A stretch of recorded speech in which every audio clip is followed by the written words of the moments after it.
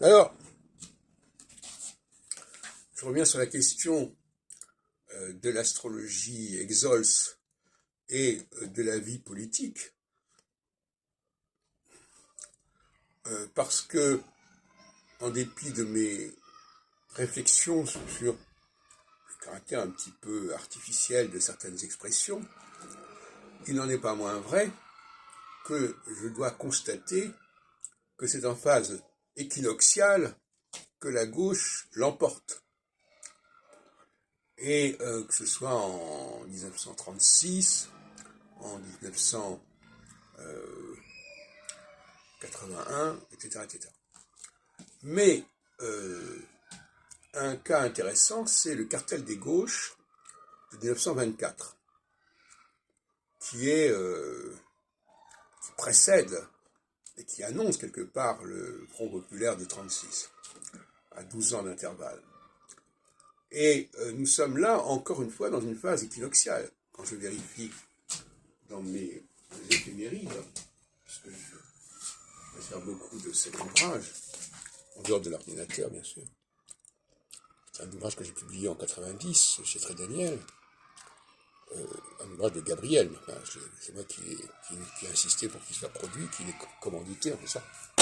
Et donc, nous avons là une série de rendez-vous favorables à la gauche, 1924, 1936, 1981, 1997 évidemment, et 2012, et qui sont tous sous le signe de l'équinoxialité, c'est-à-dire de période de 7 ans.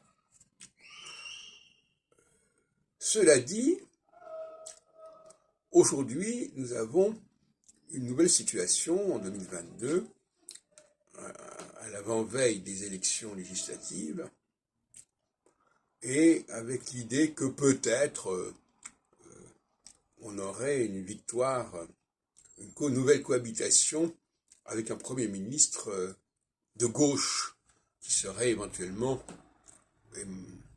Jean-Luc Mélenchon. Le problème, c'est que nous ne sommes pas dans une période équinoxiale. Or, la gauche ne triomphe qu'en période équinoxiale, au XXe siècle. Entre 1924 et 1997, c'est toujours la période équinoxiale qui l'emporte. Et par conséquent, je suis un petit peu, disons, troublé, parce que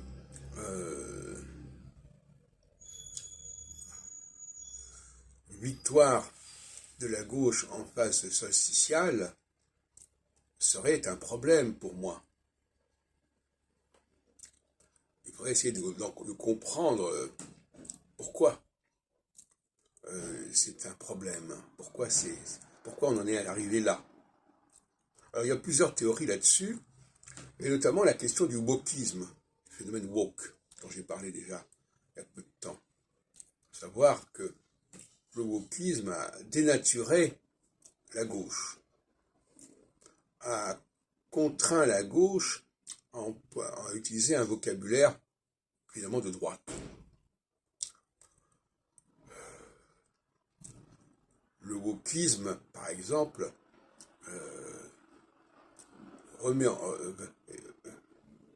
valide le droit.